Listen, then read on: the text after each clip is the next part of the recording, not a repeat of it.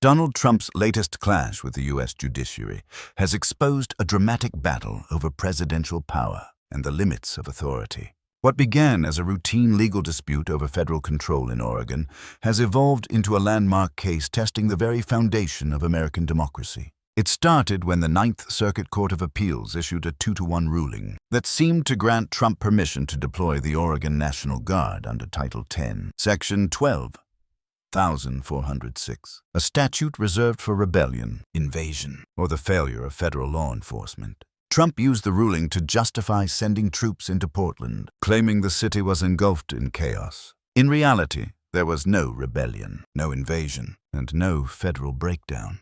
Reports from local law enforcement showed only small groups of peaceful protesters, people carrying signs, wearing costumes, and chanting in the streets. Judge Karen Immergut quickly blocked the deployment, calling Trump's justification unfounded. But Trump, unwilling to accept defeat, appealed. Two of his own appointees on the Ninth Circuit sided with him, including Judge Daniel Nelson, who argued that when a president declares a rebellion or claims he cannot enforce the law, the courts should have no authority to intervene. That statement stunned legal scholars, suggesting the president's word alone could become law, a vision more aligned with dictatorship than democracy. The dissent came from Judge Susan Graber, appointed by President Clinton, who issued a sharp and urgent rebuke. She warned that allowing Trump's deployment would set a dangerous precedent, writing, "Before the illegal deployment of troops under false pretenses can occur, I urge my colleagues to vacate the majority's order. Above all,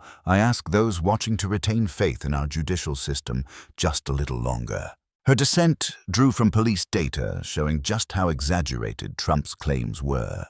On September 22nd, 10 people stood outside an ICE building without incident. On the 23rd, a few more gathered. No conflict. By September 26th, the day before Trump's order, about 15 people showed up, mostly in inflatable costumes. This was the so-called rebellion Trump had used to justify invoking wartime powers. Judge Graber's dissent became a rallying cry. She exposed how Trump's narrative of chaos was a political tool, not a legal necessity. For him, the operation was never about restoring order. It was about projecting control. Within hours of the ruling, conservative media hailed it as a law and order victory. But that celebration was short-lived. The Ninth Circuit announced it would rehear the case en banc, a full bench review that could overturn the earlier decision. Trump's apparent triumph began to unravel. Inside the White House, the reaction was frantic. Trump's lawyers scrambled to defend the ruling while his aides attempted to discredit Judge Graber, labeling her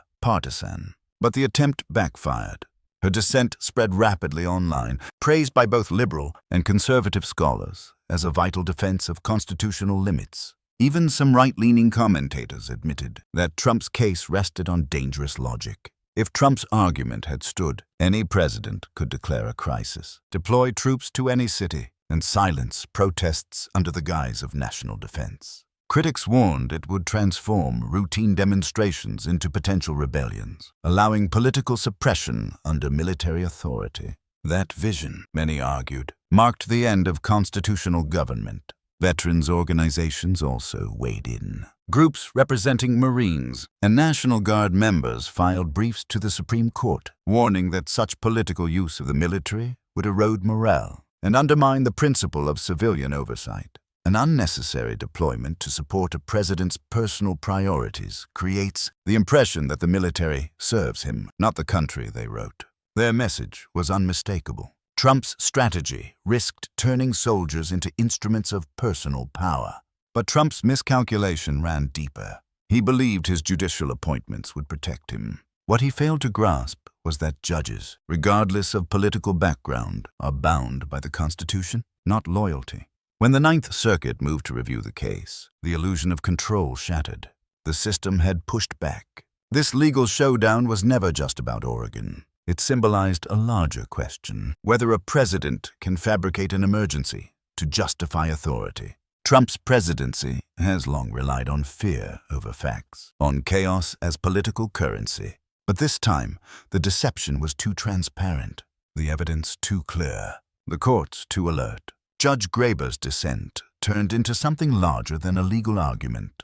It became a defining statement about the survival of democracy itself. Democracy doesn't collapse overnight, she wrote. It erodes when lies become truth, when courts become props, and when citizens stop paying attention. Her words resonated beyond the courtroom, reminding Americans that vigilance is the true safeguard of freedom. Trump's reaction was predictable. He lashed out publicly, accused judges of bias, and portrayed himself as a victim of political persecution. But beneath the outrage, the truth was evident. His anger came not from losing control, but from being challenged. For years, Trump treated the government as a tool of personal will. This time, the judiciary reminded him that power in a democracy is never absolute. The irony was inescapable. The man who once boasted about reshaping the courts was now constrained by them.